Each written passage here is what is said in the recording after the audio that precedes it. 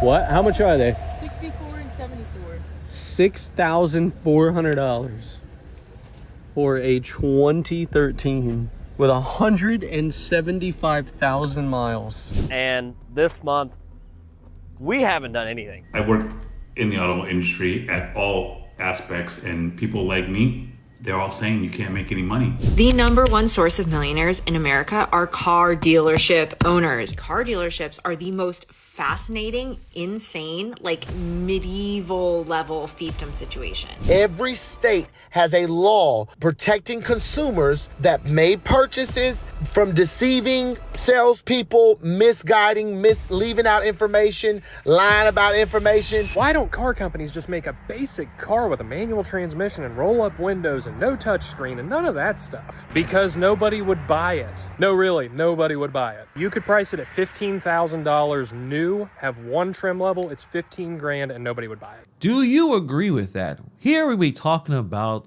dealerships. They're struggling right now. They can't sell any cars. Because we all broke, dealerships are sweating right now. For years, they walked around like cartoon villains with a ton of money, charging people $5,000 for nitrogen in the tires or dealer protection packages that protect absolutely nothing. But now people are tapped out. And this individual is saying, hey, listen, we could sell really cheap cars, but no one would buy it. Do you really believe that? You could price it at $15,000 new, have one trim level, it's 15 grand and nobody would buy it. Now, nobody might be a little bit harsh. I'm sure there's going to be a small fraction of the population that's like, yeah, okay, I'll do that. See, cars are very, very much an emotional decision. It's very much a keeping up with the Joneses kind of thing. As much as everybody hates to admit it, that's what it is.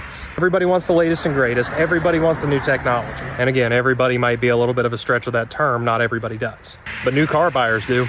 But if cars were purely a logical decision and not an emotional one, we would all be driving base model, white, 1995 Toyota Camrys. As always. In the comments, people are not agreeing with him. They're saying that people would buy cheaper cars, especially right now. Like it says, we're broke right now. People are buying used cars, probably terrible used cars for $5,000.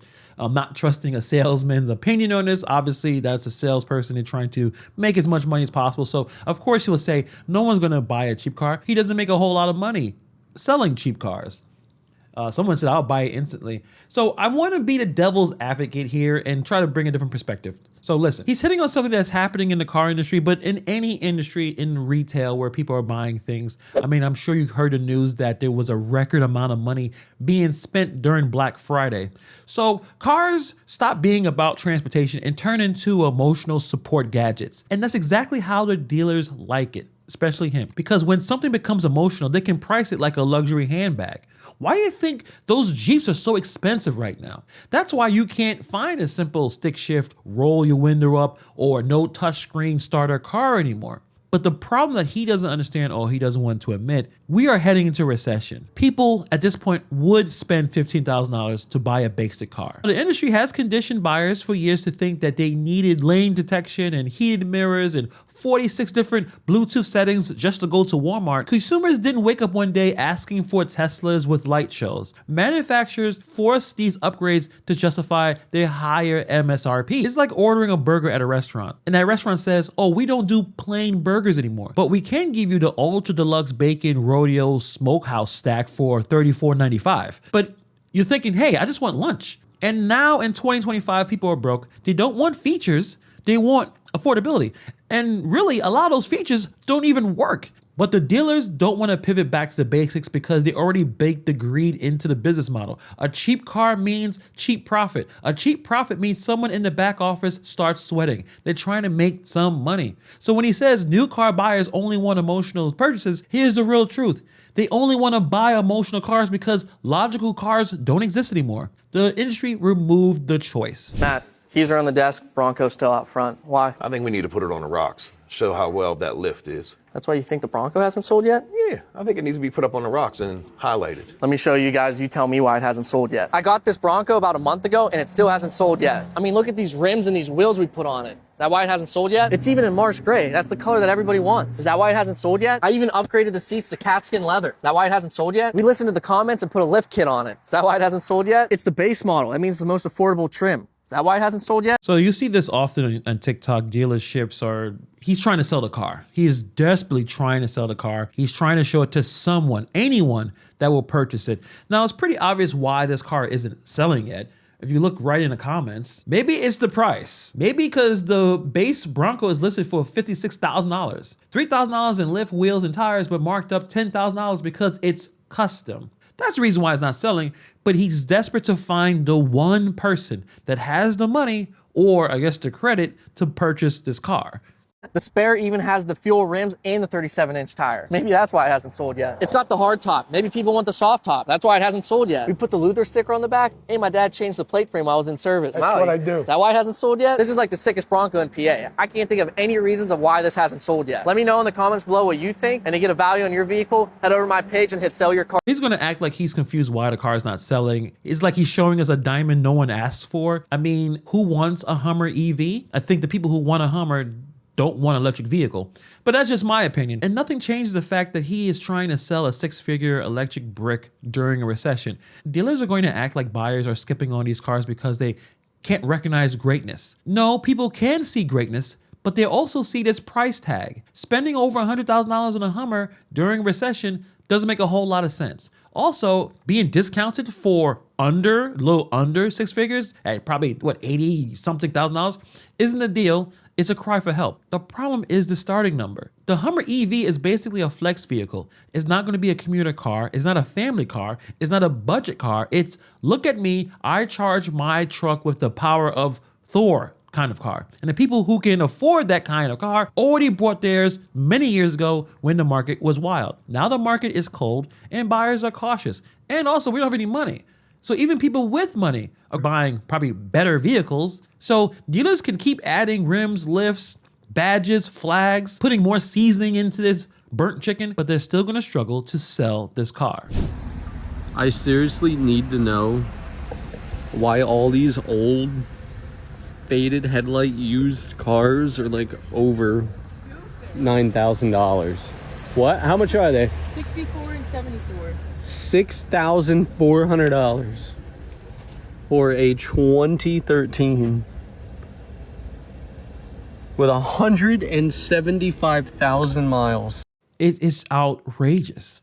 From the new to used cars, how can you sell this for that much money when it already has 175,000 miles on it? These dealerships are running some kind of social experiment. How ridiculous can we get before someone snaps? A 2013 car with 175,000 miles should not be priced like it has a trust fund. That's a car you buy when you need something to get to work tomorrow. That's temporary transportation, not a $9,000 investment opportunity. Used car prices are still inflated from the pandemic. The prices have gone down, but they're still outrageous. And you don't want to lower the prices too much more because that would mean admitting that they scammed everyone from 2020 to 2022. So instead, they keep the same crazy numbers and hope someone desperate and stupid comes along to buy the car. But like I said before, the market has changed. People aren't desperate anymore. They're just broke. I bought mine for $2,000 with 136,000 on it. Wow. That's crazy. Oh, there's 3 of them. I didn't even see the third one. 68. Nobody is going to buy these cars. Absolutely not. There is no way. I could not imagine. None of these cars should be $5,000. Let them sit there and rot for these bloated prices. I agree. Can someone show this to Dave Ramsey and George Kamel so they can finally stop telling people that you can get a used car for $5,000? Those cars are just an insult. You should not buy them. But even like something a couple of years ago, trying to get a used car in a decent price, it is really, really difficult. $1,500 on a trade-in and resell for $10,000. Absolutely insane. And that dude saying no one's gonna buy these cars is correct because that used market is hitting the wall. And the only people who are paying these prices are people who have absolutely no choice. Dealers forgot the value of a used car is tied to one simple thing. Does the price make sense? And right now, nothing makes sense. It's upside down universe pricing. That's why these lots are filling up and not emptying. My question for the people is, why are people not buying cars? The answer to this question is pretty simple, Ryan, but First, I want to tell you that I don't mean any disrespect to you whatsoever. I understand what you're doing for a living. I appreciate the hustle. I did it myself, and you're just trying to make a paycheck, man. I get it. Can't blame yourself. You can't really blame the manufacturer, and you can't blame the economy. It's the dealership. It's the owners of the dealerships all deciding that they're still going to make the same amount of money, even if the economy's down, even if people don't have any money, we're still going to stick it in and break it off. People used to negotiate MSRP to invoice. That was kind of our margins to have some negotiation room with the dealership. And after COVID, of course, the dealerships all got greedy with market adjustments. And then they didn't like not getting that extra money anymore when market adjustments went away. So they did add-ons and protection packages and all kinds of bullshit that nobody really wants and they're forced to pay for. That's your answer right there. Greed. Dealership greed. He is dead on. It's the dealership. The dealerships got really, really greedy. Before the pandemic, you were able to negotiate. That's how the game worked. You walked in, you sat down, you argued for about 2 hours. Someone went to talk to the manager, and eventually you got a decent deal. But then COVID hit, the inventory dropped, and dealers tasted blood in the water. They started to do market adjustments, adding $5,000, $10,000, even $20,000 on top of the MSRP for no reason except because we can. And once they got used to that kind of extra money, remember, the government was printing money at this point. The dealerships refused to go back. Protection packages, nitrogen air, ceramic coating, fabric warranty, a whole bunch of stuff that no one really cares about. But basically, they sold you accessories you didn't ask for. And now people are upside down on $20,000 to $30,000 because they bought it during the pandemic at inflated prices. I'm very fortunate that I didn't have to buy a car during those inflated times where, yeah, things looked great and you could get the car, but those cars weren't worth the amount of money they were selling them for. So now when you try to trade them in, dealers hit them with even more add-ons. Interest rates are skyrocketing because the loan becomes too risky. So buyers walk out and say, you know what, I'll keep my car and pray. Here's what's going to happen because of that greed. You're going to have dealerships going out of business everywhere. And you're going to have people not feeling bad for you guys because it's your own damn fault. You need to give people a real deal. People don't want to spend $60,000 and then be told when they come there, there's another $5,000 in dealership bullshit accessories on top of my taxes and fees. Everybody out there is trying to trade their vehicles in that they bought during COVID, and they're seeing that they're $20,000, $30,000 flipped because of how greedy you guys already were. Now they're trying to buy a new car from you, and you're putting accessory packages on there and all kinds of extras that are costing them more money on top of their negative equity, and then trying to get them approved. And what happens? The rate goes really high. And that's because they have so much negative equity. The loan's too risky. In the comments right here, well, because with a 823 credit score, the best interest rate I can get was 8%, and I walked away, which is outrageous. I mean, that's a pretty good credit score, and you only got an 8%. Dealerships are obsolete because there's no reason to have all this middlemen involved in the process in 2024, and I would agree in 2025 as well. Tell me why the fuck I wake up and the first thing I see on my TikTok for you page is my old car dealership people. You feel me? Somebody I bought a car from, right? So I'm scrolling on their page. They trying to get people to come to they little business or whatever. Mad you, this is mad you. They just repoed my car like 6-7 months ago. You feel me? Over fucking $100 now. They turned my car off. These people, they can turn your motherfucking car off, bitch. I don't fuck with all that shit. Why people come up with these stories that you get your car repossessed for $100 and people believe it? I understand. First of all, change your battery. That chirp. Listen, people, and I'm talking to my people. Let's get it together. So you're gonna be shooting videos. Change the battery on your fire alarm. It's a problem. Anyway. The fuck? Because if I'm behind, I'm motherfucking behind. You got to work with me. Fuck are you talking about? So I'm scrolling on. They didn't work with you. They just took the car. You owed money. Again, I don't believe it's $100. And they took the car because they tried to work with you. You didn't pay the bill. TikTok page and shit. Why the fuck is my car up there, bro? Mind you, this man done chased me all throughout the city, bro. All throughout the city, multiple times trying to get his car back, bro. Yes. Why would people chase you around for only $100? You see how the stories just don't make a whole lot of sense? She's been hiding the car. They were trying to find it, and they finally got the car. But it was only for $100. The dealerships spent time and resources to deal with someone who only owed $100. Does that make sense? I did take the tracker out. Yes, I did. Okay. Whoop the motherfucking do, bitch. Y'all was going crazy over $100, and I had something to do. Bitch, yes, I snapped the tracker out, and I was going for it. Like the next 8 months, I was going. So she already just told on herself. She took the tracker out of the car and owed 8 months worth of bills. It wasn't $100. So we can move on from that ridiculous story. Ain't gonna lie, don't judge me. Shit, we all been young and dumb before, but either way, I just don't understand. And it's like, that TikTok blew up with my car, bro. And it's like, they like, when can I come get it? Bro, that car got 300,000 miles on it, bro. I done run that motherfucker through the mud. The motherfucking bumper don't stay on. The brakes don't stay on. The radio don't work. Don't go to that man about shit. These are the kind of used cars that are being sold. And these are the people who can't afford even to have a car. I'm out here looking for a car with a family member, and when did a Corolla become $25,000? Actually, no, he said $29,000. When did a Corolla become $29,000? I'm out here looking for a car with a family member, and when did a Corolla become $25,000? Actually, no, he said $29,000. When did a Corolla become $29,000? What? A $30,000 Corolla feels like the McChicken suddenly is probably $30. Now, Corolla is supposed to be the safe starter car for people who just starting out in life. The cute little learn how to drive without crying vehicle. But now it costs more than some used BMW did 10 years ago. The problem is the entry-level market has been completely murdered, completely gone. Dealerships and manufacturers realize that they can make more money upselling features than actually doing simple transportation. So instead of that $15,000 Corolla, now you have a $30,000 Corolla with a touchscreen big enough to land planes on. And the buyers, people are looking around saying, you know what? Why am I paying luxury rent for a commuter car? That is crazy. Like, there are no introductory level cars anymore. Like, I know that this was a while ago, but they used to be like $15,000. A Corolla or a Honda Civic was the car that you got your kid as like their first car. Nothing too fancy, just your intro to driving. This is, how are we surviving now, guys? Let's be for real. That's a good question. How are we surviving? Well, we're not. People are stretching loans to 84 months. Some are taking out car loans longer than relationships.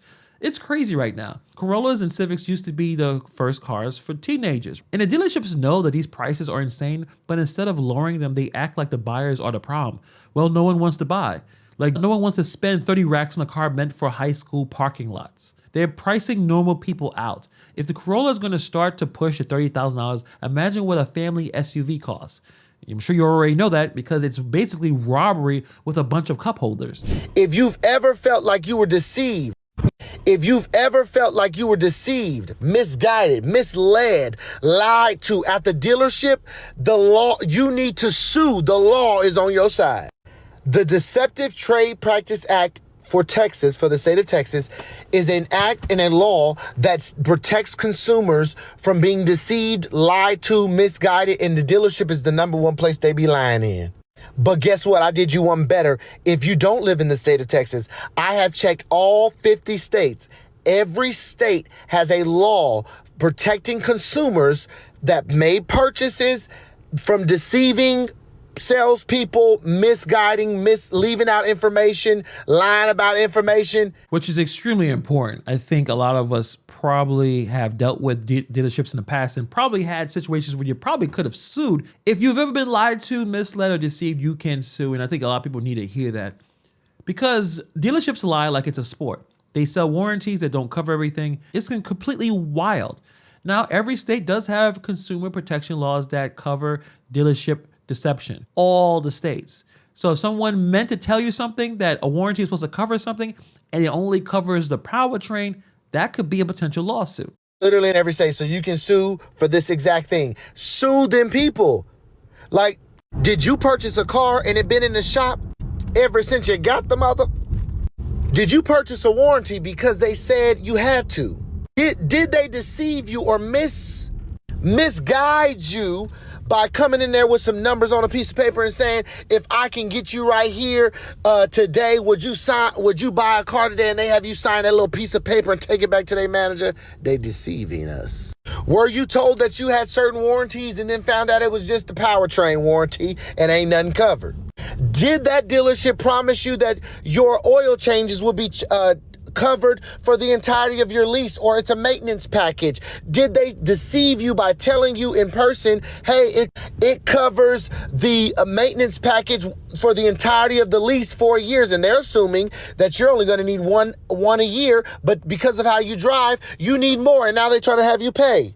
Deception. So right. So correct there. Imagine how different the market would look like if every buyer who got tricked actually filed a claim. Dealers would have to behave differently. And the timing is perfect because dealerships are already drowning. Sales are down, margins are shrinking, and a lot of customers are fed up. So imagine adding lawsuits on top of that. They will fold like a lawn chair. Dealers aren't the big bosses anymore. Consumers have the leverage. And now that we have the market collapsing, knowledge is a weapon. You don't have to be a victim. If they lie to you, you can fight back. A lot of these dealerships are extremely greedy. They were able to get fat during the pandemic, and now they're all shocked that no one wants that $100,000 Jeep Wrangler or a $30,000 Corolla or that 2013 Honda Civic with over 150,000 miles, priced like it's a down payment on a townhouse. These dealers have feasted for years, and now their bill just came due. Let me know what you guys think about these stories in the comments below. And are you in the market for a car? Tell me about your experience, or if you just bought one. Let me know, did you get a good deal? Did you get hosed? Let me know in the comments below. And thank you for taking the time to watch this video. And I'll see you guys in the next video.